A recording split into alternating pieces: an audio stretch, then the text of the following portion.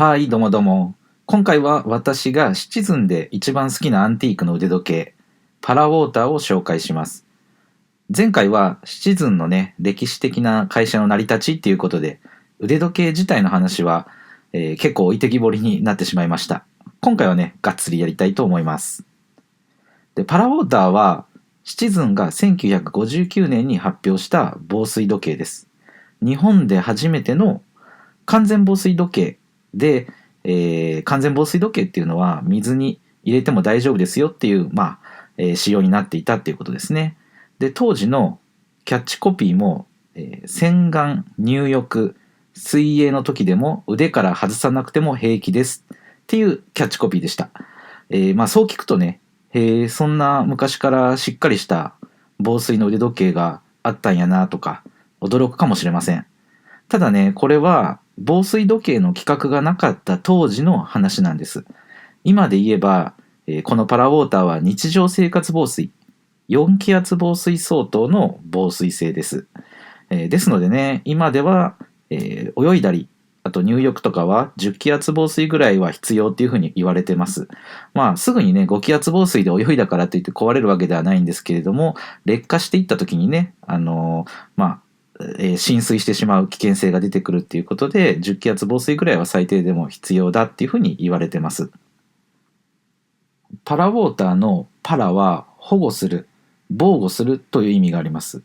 なので、パラウォーターは直訳で防水ですね。パラウォーターというのはそういう仕様を表す言葉でもあります。まず、通常仕様のベース機っていうのがあって、それのパラウォーターモデルっていうのがあります。例えば、エースのパラウォーターモデル、ホーマーのパラウォーターモデルみたいな感じです。で、一方で、単にパラウォーターっていうと、今画像で出しているデラックスをベースにしたモデルを指します。最初のパラウォーターがこのデラックスをベースにしていたこと、それから12時位置にね、パラウォーターっていう表記が入ってると思います。普通だと12時位置はブランド名が入って、その下もしくは6時位置にモデル名が入るのが普通なんですけれども、このモデルに関しては、全てではないんですけどね、パラウォーターっていうのが12時位置に来て、シチズンデラックスっていうのは6時位置に来てます。そういう、パラウォーターが目立つっていう理由で、単にパラウォーターといったらこのモデルを指すことが多いです。それで、なぜパラウォーターが好きなのかっていうと、古い防水時計独特のデザインがね、私は好きだからです。で、画像はスイスのブランドを中心に、1940年代から1960年代前半頃に出された防水時計を集めました。どれもベゼル部分がやや太くなっていて、力強い印象を受けます。今のダイバーズウォッチのようにね、回転ベゼルはついてないですし、それほどね、現行のダイバーズほどいかつくて、マッチョな感じはしないと思います。で、言うならば、現行の多くのダイバーズが、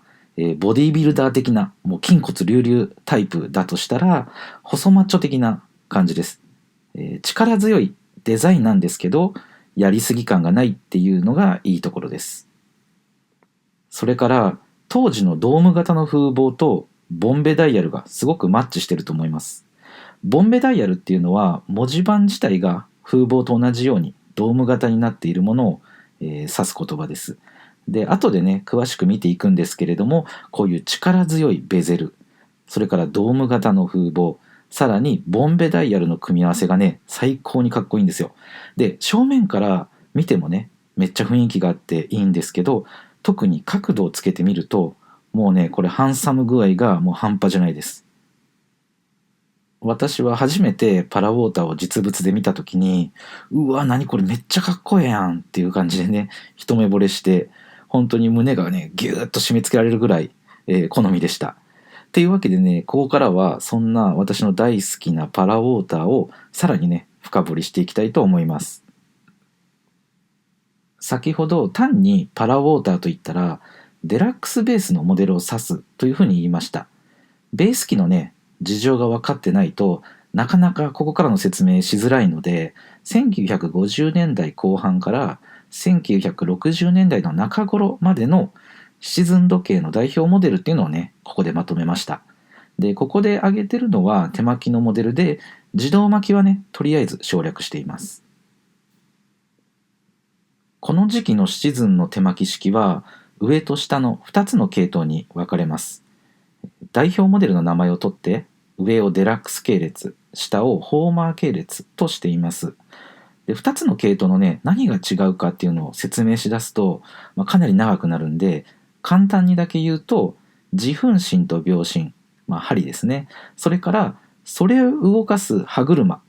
この針と歯車の組み合わせが、上と下では違うっていうふうにね、覚えておいていただけたらいいと思います。さて、順番に説明すると、まずシチズンの戦後の大ヒットモデルがデラックスでした。デラックスは1958年に発売されて、日本で初めて同一モデルで100万個を売った腕時計になりました。それでスーパーデラックスというね、調整と仕上げをしっかりした高級基板も出します。デラックスのね、人気に乗って、さらに2つの派生モデルが出ます。デラックスの廉価版のエース、デラックスを薄型化したハイラインですね。で、デラックスを基準にするとね、少し安いのがエース、少し高いのがハイラインになります。そしてそれぞれ上位版が作られて、スーパーエース、スーパーハイラインっていう風にね、なってます。スーパーがつくと高級基板になるっていうことなので、分かりやすい法則ですね。で、このデラックス系列は、最終的にシチズンクロノメーター31隻、通称シチクロに受け継がれます。で、これはね、セイコーのグランドセイコーに対抗して作られたモデルで、グランドセイコーよりもね、高価で、売られてたみたいです。で、今もね、アンティーク市場でこのシチクロ、見かけるんですけれども、かなりね、高値で取引されてます。次に、ホーマー系列です。もともとニューマスターというモデルが1960年にあったんですが、すぐにホーマーに切り替わってます。このホーマーっていうのは1970年代の後半まで作られてて、約ね20年間製造された、シチズンのね代名詞と言ってもいいぐらい、息の長いモデルになってます。で、開発競争がねこの時期はすごい激しかったので、これだけ長く作られたモデルっていうのはねとても珍しいんじゃないかなと思います。で、このホーマーをベースに日付表示をつけたのがホーマーデート。さらに、それをもとにスーパーデラックスデートが作られます。そして一方では、シチズン初のクロノグラフ、レコードマスターへつながってます。で、先ほどね、デラックス系列が最終的に高級機のシチズンクロノメーターへつながったっていう、話をしました。で、ホーマー系列はね、最終的に高級機のクロノマスターを、生んでます。さて、この動画はパラウォーターを紹介する内容なので、話をね、戻したいと思います。はじめに出たパラウォーターモデルはデラックスをベースにしたものでした。で、他のモデルでもパラウォーター仕様が出されてて、中心となったのは今赤い線で囲んでるモデルです。で、ここではね、解説してないんですけど、自動巻きのジェット、スーパージェット、それからオートデータでもね、パラウォーターモデルが出てます。で、パラウォーター関連のね、まとまった資料っていうのがなかなかないんで、これだけとはね、ちょっと言い切れないんですけれども、今のアンティークを見ると、少なくともパラウォーターモデルの中心になっているのはこの辺りの、機種になってます。それではね、パラウォーターモデルの一部なんですけれども、あくまで私のコレクションを中心に各モデルについてね、見ていきたいと思います。まず最初はザ・パラウォーターと言ってもね、いいデラックス版です。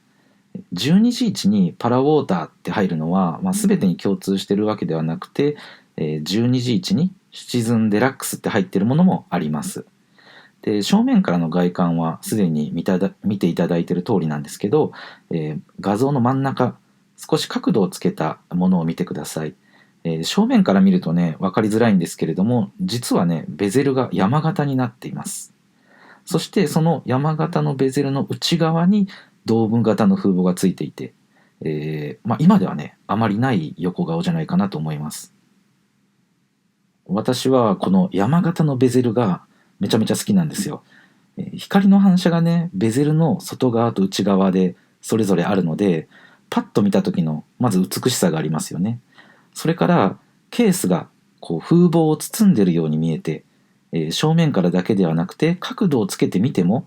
ケースの力強いデザインっていうのがね、感じられるところがいいところじゃないかなと思います。で、文字盤には当時少なかった黒文字盤もあって、よりね、白文字盤よりもスポーティーで渋い印象を受けますね。うん。で、それからデラックスパラウォーターにはグッピーっていう名前の特別仕様版があります。一番右側の画像のものですね。で、正直に言うとね、デザイン以外でどういう仕様違いがあるか、ちょっとすいません、私も把握してないので、とりあえずね、こういうバージョンもありますとだけね、紹介しておきます。それで次に行く前のちょっとした豆知識なんですけど、こちらのデラックスパラウォーターの6時位置に星型のマークがついていると思います。かなりちょっとちっちゃいんで見えづらいかもしれないですけど、以前ね、マーベルを扱った時に、ロードマーベルとか初代グランドセイコーに、6時位置に星型のマークが入っていることを紹介してます。それのシチズン版と考えてください。インデックスに18金や14金のね、金無垢の素材が使われていることを示すスペシャルダイヤルですね。うん、で、成功と同じようにシチズンもこの星マークは1960年頃にしかね使ってない、1年ちょっとしか使ってない、非常に短い期間だけでね見られるマークなのでとても希少です。で、成功は2019年に発表した GS にこの SD マークをね復活させてましたね。びっくりしました。で、それで、シチズンのね星マークもいつか復活する時が来るのかなってちょっとね期待感を、今のところ私胸に持ってます。次はエース版のパラウォーターです。先ほどのデラックスと同じケースが使われていて、うり2つのモデルになってます。ただデラックスの廉価版と、エースのことを言ってたんですけれども、言い方を変えると当時の若者向けのモデルなんです。なのでデザインの幅がねデラックスよりも広くて面白いんです。で、その中でも特に人気があるのが特殊仕様のエースパラウォーターディスカスですね。で、ディスカスは、グッピーと同じ熱帯魚の種類の名前みたいです。で、このディスカスが人気なのは、地震ですね。時間を示す。それがアローハンドになっていることです。アローハンドになってないモデルもあるみたいなんですけれども、力強いケースにね、矢尻の形をしたアロー針がね、よく合ってるなと思います。で、現在のダイバーズ、よくあると思うんですけど、視認性を良くするために、このアローハンド使われてますよね。それのアンティーク版ですね、こちらは。エースのケースはデラックスと同じものが使われてます。で、このケースはパラウォーターの中でもフランジ式と呼ばれるタイプなんです。で、私はね、このフランジ式のね、ケースが一番好きで、デラックスの方はね、なかなか備品がないんで手に入れるのが大変だったりするんですけど、一方でこちらのエースは備品がちらほら、出回ってるので少し手に入りやすくもなってます。で、画像の左から3番目は裏蓋の画像なんですけれども、彫りが薄いんですよね、もともと。なので使い込まれたパラウォーターでは製造番号以外が消えてしまっているものがよくあります。で、このね、エースのパラウォーターに関しては、この辺もちゃんと残ってる個体も結構出回ってるので、パラウォーター自分も欲しいなって思ってる方が、もしいたらですね、最初の一つとしては結構おすすめな機種です。デラックスとエースで使われていたのは、フランジ式というパラウォーターのケースのタイプです。で、他のモデルを紹介する前に、このフランジ式以外のね、タイプも見ておきたいと思います。で、1960年代半ばまで使われたパラウォーターっていうのは3つのタイプに分かれてるんです。シチズンの技術解説書では A タイプ、B タイプ、C タイプっていうふうに表現されてます。で、それぞれね、使われたモデルとの組み合わせがあって、2つのタイプ、両立して使ってたっていうのもあるんですけれども、今ね、下に文字で書いてるような組み合わせです。右上の画像は A タイプ、フランジ式の断面図です。で、分かりやすくするために私が着色してます。で、防水の要になっているのはオーリングと呼ばれるパッキンです。で、こういうね、オーリングのパッキンは、第二次世界大戦でね、アメリカ空軍が油圧機構に用いたのが最初みたいです。それが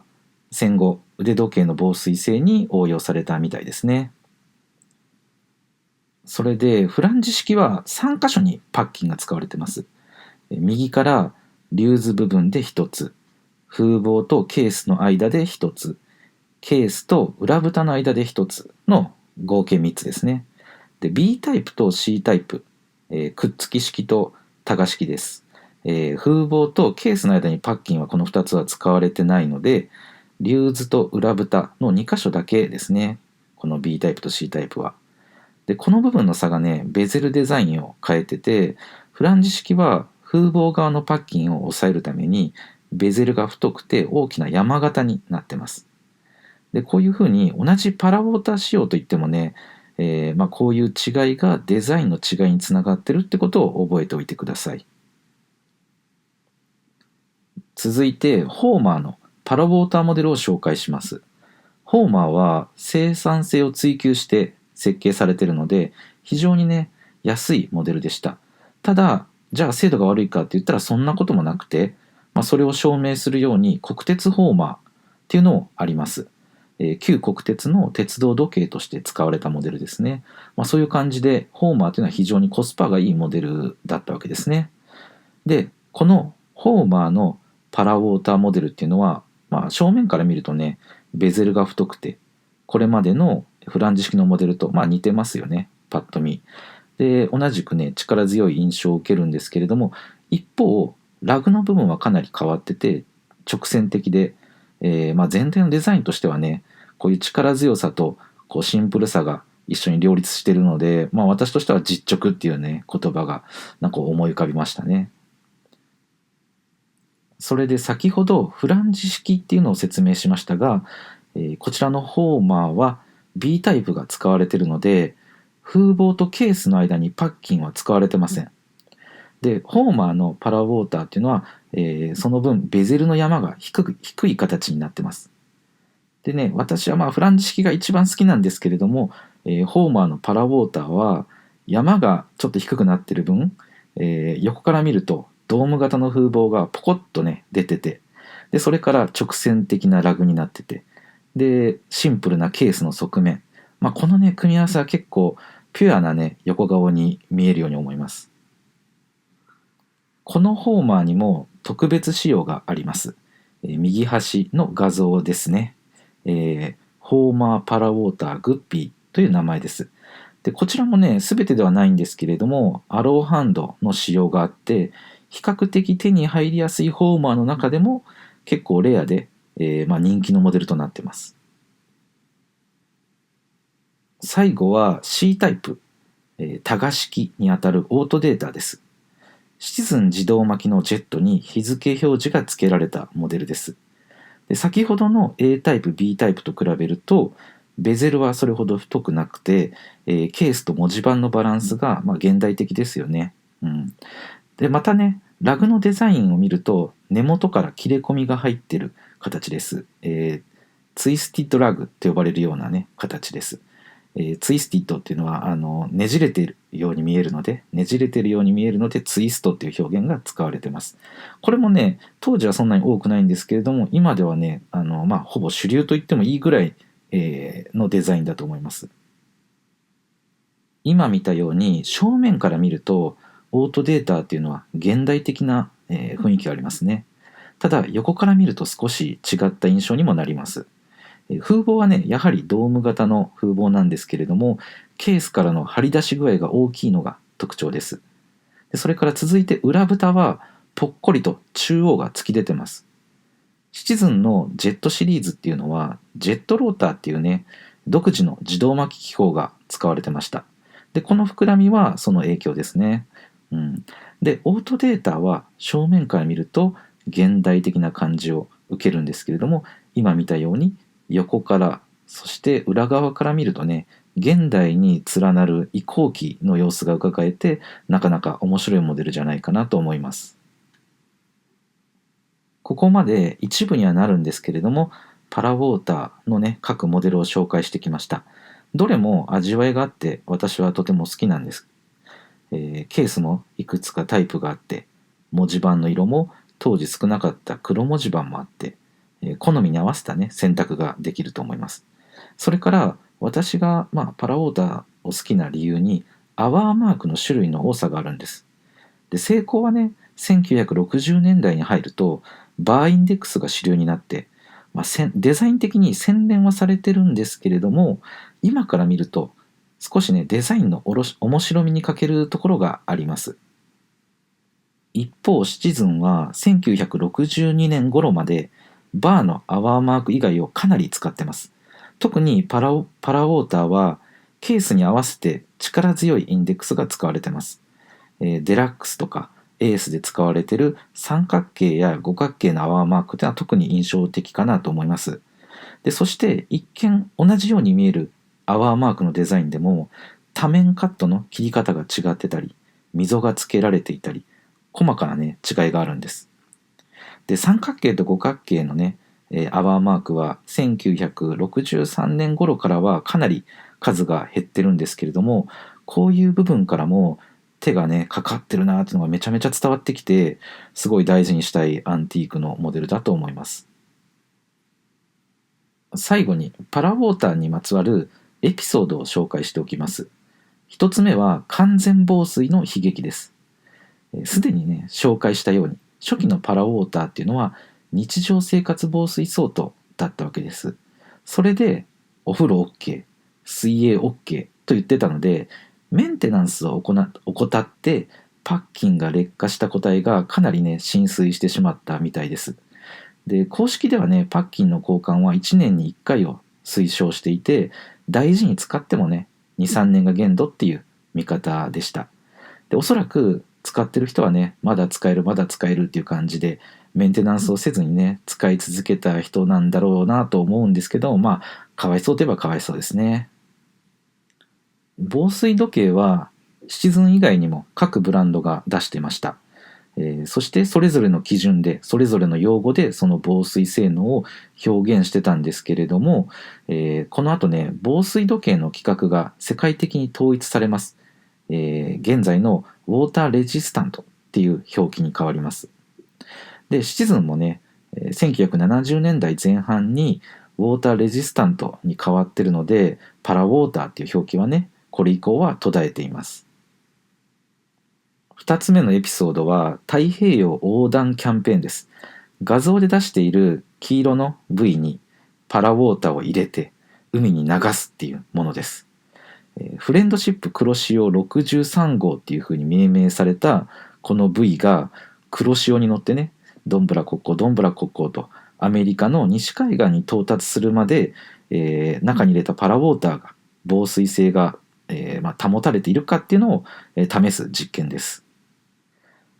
でね、今考えるとかなりすごいことしてますよね。シチズンはパラショックを出した時も、パラショックっていう耐震装置ですね。その優秀さを示すために街中にね、ヘリを飛ばして上空15メートルとかのね、高さまで下ろしてね、ヘリを。そこから腕時計を落としてパラショック付きの。で、下に落ちても大丈夫ですみたいなキャンペーンをね、してました。両方ともね、今のヘリの話もこの海に流す話もね、今ではおそらく許可が下りなさそうなね、時代感のあるキャンペーンですね。私はこの話を初めて知った時に、アメリカの西海岸に漂着したとして、誰がね、